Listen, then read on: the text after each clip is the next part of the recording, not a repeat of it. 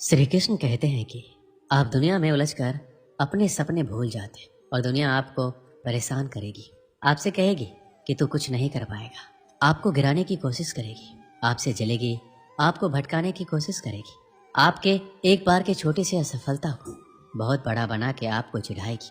आप उन पर ध्यान दोगे तो आप कुछ नहीं कर पाओगे। उन्हें नज़रअंदाज करना सीखो और खुद पर विश्वास करना सीखो।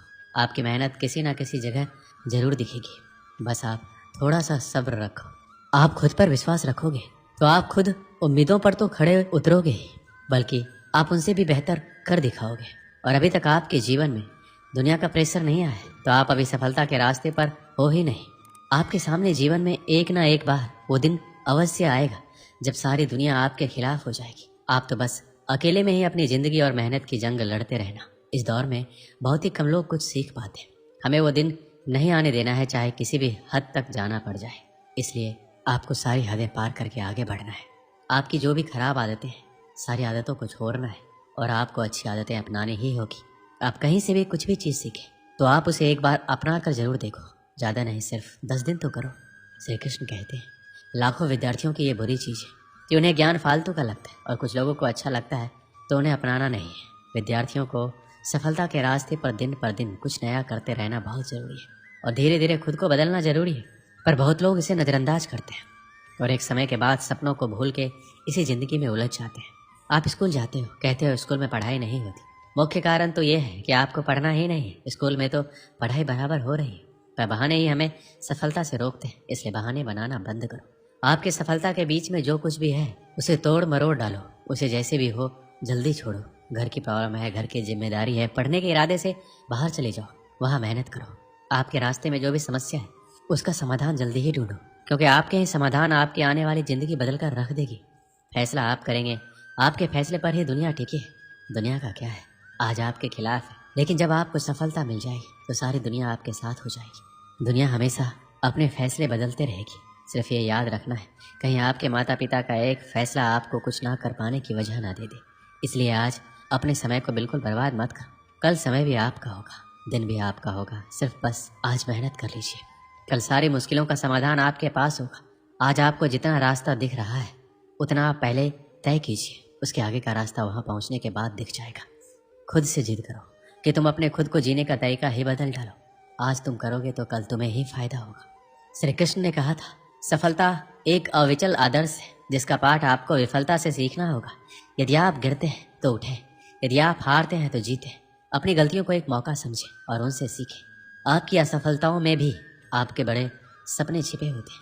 अपनी विफलताओं को मतलब से भरें और आगे बढ़ने के लिए एक नया उद्देश्य तय करें। जीवन आपको चुनौतियों से नहीं बल्कि आपके प्रतिस्पर्धी से मुकाबला करने का मौका देता है। एक सफल विद्यार्थी की पहचान यह नहीं है कि वह कितना अच्छा अंक प्राप्त करता है, बल्कि यह है कि वह किसी से कम नहीं है। आपका सबसे बड़ा प्रतियोगी आप ही होंगे। आप अपने आप से मुकाबला करें और स्वयं के आगे निरंतर सुधार का मार्ग चुनें। आपकी सफलता का एक और महत्वपूर्ण अंग आत्मविश्वास है। आपको खुद में विश्वास होना चाहिए कि आप किसी भी लक्ष्य को प्राप्त कर सकते हैं। स्वयं को कमजोर मत समझें, बल्कि अपनी शक्ति को पहचानें और उसे बढ़ावा दें।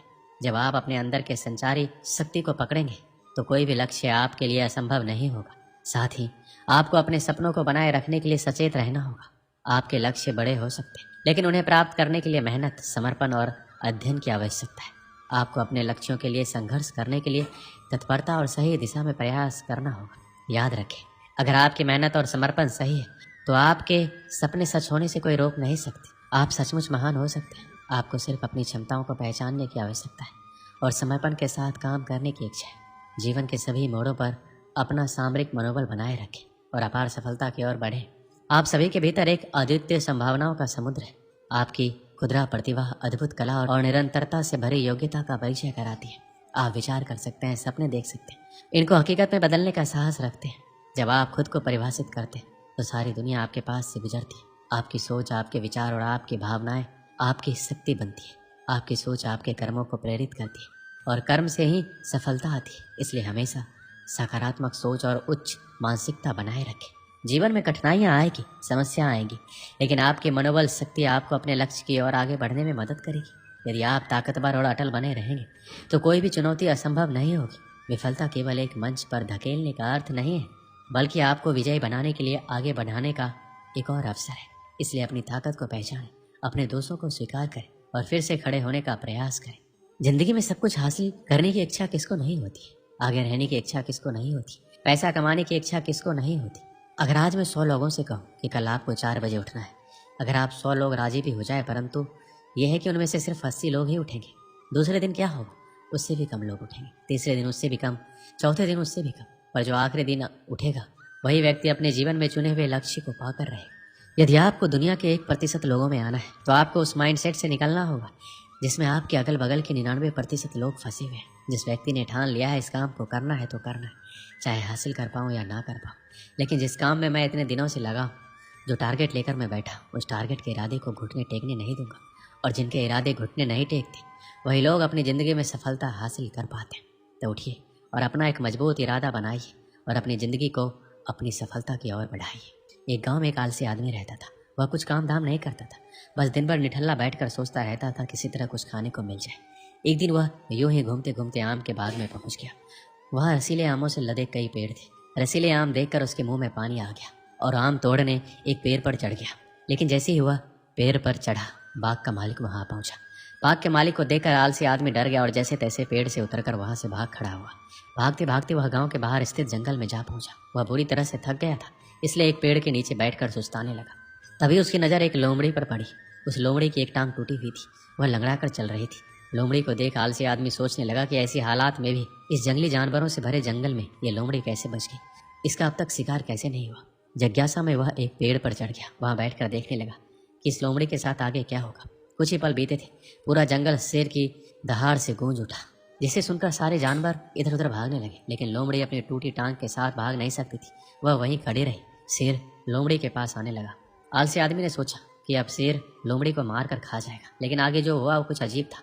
शेर लोमड़ी के पास पहुंचकर खड़ा हो गया। उसके मुंह में मांस का एक टुकड़ा था, जिसे उसने लोमड़ी के सामने गिरा दिया। लोमड़ी बड़े आसानी से मांस के उस टुकड़े को खाने लगी। थोड़ी देर बाद शेर वहां से चला गया। यह घटना देखकर आलसी आदमी सोचने लगा, भगवान सच में सर्वे सर्वा है।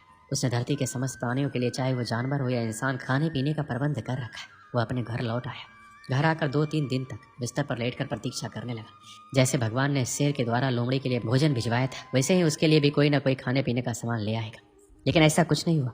भूख से उसकी हालात खराब होने लगी। आखिरकार उसे घर से बाहर निकलना ही पड़ा। घर के बाहर उसे एक पेड़ के नीचे बैठे हुए बाबा दिखाई पड़े। वह उनके पास गया और जंगल का सारा वृतांत सुनाते हुए बोला, बाबा जी, भगवान मेरे साथ ऐसा क्यों कर रहे हैं? उनके पास जानवरों के लिए भोजन का प्रबंध है, लेकिन इंसानों के लिए नहीं।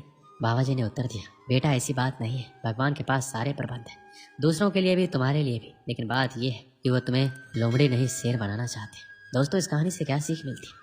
हम सबके भीतर क्षमताओं का असीम भंडार है, बस अपनी अज्ञानता वश हम उन्हें पहचान नहीं पाते और स्वयं को कामचोर समझकर दूसरों की सहायता का प्रतीक्षा करते हैं। स्वयं की क्षमता पहचानिए, दूसरों की सहायता का प्रतीक्षा मत कीजिए। इतने सक्षम बनिए कि आप दूसरों की सहायता कर सकें।